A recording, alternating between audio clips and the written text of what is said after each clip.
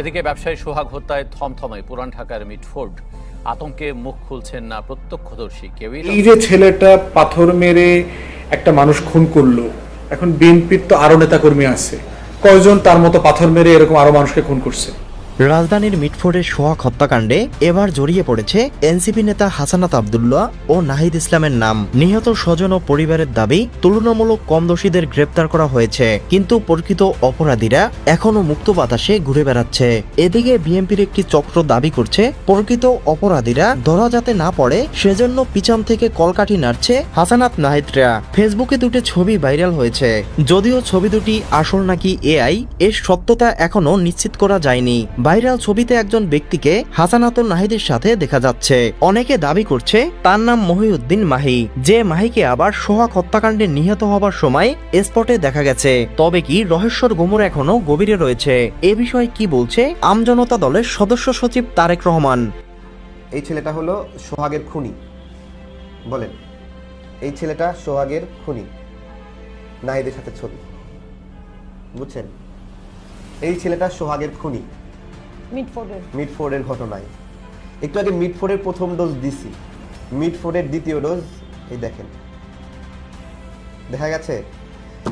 গতকালকে আপনার হলো ইলিয়াস ভাই একটা কথা বলছে, যদিও আমি ইলিয়াস ভাইয়ের ক্রিটিক্স এখন, তিনি অনেকগুলো মেসেজ বার্তা দিয়েছেন যে কিভাবে এজেন্সিগুলো এই ধরনের ঘটনাগুলো ঘটাচ্ছে। আজকে আপু বলতেছিল যে এই ধরনের আরো কয়েকটা ঘটনা ঘটবে, একটা বড় মারামারি লাগবে, তারপরে জরুরি অবস্থা জারি হয়ে যাবে। না আপু, এরকমই একটা গন্ধ পাওয়া যাচ্ছে না? দেখতে পাচ্ছেন তো? যাই হোক, সবাই কিছু বলবে না? না, প্রসঙ্গটা যখন তুললেন তখন তো একটু বলতেই হয় যে আসলে মানে যারা তরুণ আছে তাদের কাছে, অনেকের কাছে হয়তো এটা পুরনো, আর যারা একটু আমার মতো বৃদ্ধ আছেন, আমরা তো এগুলো কয়েকবার দেখে আসছি। কি হয়, ছোট ছোট এলাকায় হয় খুন খারাপি, এগুলো শুরু হয়। তারপরে এখন মবটা নতুন শব্দ তো, আগে ছিল গণপিটুনি। হ্যাঁ, আমরা দেখছি গণধুলাই গণপিটুনি, এগুলো আমরা দেখে আসছি। মব ছিল না তখন। এই গণপিটুনি শুরু হয় এবং লোকাল থানা পুলিশ সবাই বোবাকালা হয়ে থাকে, কেউ কিচ্ছু মুভ করে না। তারপরে নিরাপত্তা বাহিনীরা মনে হয় যেন সবাই সুইজারল্যান্ডে ছুটিতে গেছে, এরকম একটা পরিবেশ তৈরি করে ছোট হয়। এরপরে আপনার লগি বৈঠার কথা মনে আছে আপনাদের? এর আগে যখন ক্ষমতা পরিবর্তন হয় তখন এরকম গণপিটুনিতে একসঙ্গে 7 জন না 11 জনকে মেরে ফেলেছিল। তার আগে আবার এরকম ছিল, প্রায় 8 জন এরকম একটা হয়। হ্যাঁ, তখন এসে একটা ইমার্জেন্সি জরুরি অবস্থা দেশে ঘোষণা করা। এদিকে সোহাগ হত্যাকাণ্ড নিয়ে রাজনৈতিক অঙ্গনে ব্যাপক উত্তেজনা বিরাজ করছে। বিশ্লেষকরা বলছে, ডক্টর ইউনূসের ব্যর্থতা ও অযোগ্যতার কারণেই প্রতিনিয়ত এমন নির্মম ঘটনা ঘটছে। এ বিষয়ে বিস্তারিত। আজকে তো আওয়ামী লীগের, ছাত্রলীগের, যুবলীগের লোকজন ভিড় ধরবে প্রশ্ন করে, আমরা তো এদেশে নাই, তাহলে এই ঘটনা ঘটছে কেন? দেশের পুলিশ প্রশাসন যদি আপনাদের কথা না শোনে, তাহলে আপনারা ক্ষমতা আছেন কেন? আরামায়েশ করার জন্য আপনাদের ওখানে থাকার দরকার নেই, পদত্যাগ করুন। আপনাদের একটা পার্টি এনসিপি, কি হবে এই দল দিয়ে? কিন্তু স্পষ্ট প্রশ্ন এই বিষয়ে তার বক্তব্য কি, যে বাংলাদেশের আইন শৃঙ্খলা পরিস্থিতি একেবারে অবনতিতে গিয়েছে।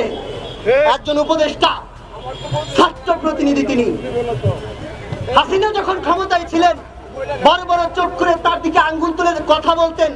দেশের আইন শৃঙ্খলা পরিস্থিতি থেকে শুরু করে সমস্ত কিছু যখন রসাতলে যেত, তখন একটা কথা বলে আমরা সবাই পার পেয়ে যেতাম, আমরা সবাই সান্ত্বনা দিতাম, এটা হাসিনার সরকার, যার কারণে কোনো কিছুর বিচার হবে না। আজকে তো আওয়ামী লীগের, ছাত্রলীগের, যুবলীগের লোকজন ভিড় ধরবে প্রশ্ন করে, আমরা তো এদেশে নাই, তাহলে এই ঘটনা ঘটছে কেন? আমরা ছাত্রলীগ, যুবলীগ, আওয়ামী লীগকে এই কথা বলে যেতে চাই, অপরাধ অন্যায় করার একমাত্র হক যদি আপনাদের মনে করেন, তাহলে এটা ভুল হয়েছে। কিন্তু ঘটতে পারে ঘটনা ঘটলে সেটার দায়ভার তো সরকারকে নিতে হবে। কিন্তু সেই উপদেষ্টা তিনি ফেসবুকে জানালেন, আমরা একটা প্রস্তর যুগে প্রবেশ করেছি, আমরা জাহিলিয়াতের যুগে প্রবেশ করেছি, মধ্যযুগীয় প্রবেশ করেছি। এই দায়ভারটা প্রস্তর যুগে প্রবেশ করার, জাহিলিয়াত স্টাইলে মানুষ হত্যা করার যদি নিতে হয়, লজ্জা করে আপনাদের নেওয়া উচিত ছিল। আপনারা মুখ নাড়িয়ে কথা বলেন কিভাবে? সমস্ত ধরনের সহযোগিতা রাজনৈতিক সব দলগুলোর পক্ষ থেকে ইচ্ছা অনিচ্ছায় হলেও আপনাদেরকে সমর্থন দেওয়া হয়েছিল। বিনিময়ে আপনারা কি দিলেন?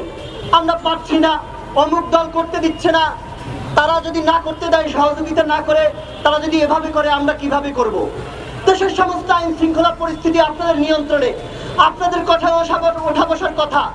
দেশের পুলিশ প্রশাসন যদি আপনাদের কথা না শোনে, তাহলে আপনারা ক্ষমতা আছেন কেন? সামনে একটা সুষ্ঠু নির্বাচনের আলাপ, সেই সুষ্ঠু নির্বাচন যদি আপনারা না দিতে পারেন, ক্ষমতার চেয়ারে বসে আরামায়েশ করার জন্য আপনাদের ওখানে থাকার দরকার নেই। স্পষ্ট বার্তা এদেশের মানুষের কাছে দেন, যেই দলই হোক, যতবারই দলই হোক, তারা যদি চাঁদাবাজি করে থাকে, তারা যদি সন্ত্রাসী কর্মকাণ্ড পরিচালনা করে থাকে, সেটা মোকাবেলা করার হিম্মত, সাহস বর্তমান স্বরাষ্ট্রমন্ত্রী থেকে শুরু করে এখনকার সরকারের আছে কিনা আমরা স্পষ্ট জানতে চাই। না থাকলে দায়ভার নিয়ে পদত্যাগ করুন, নতুন ভাবে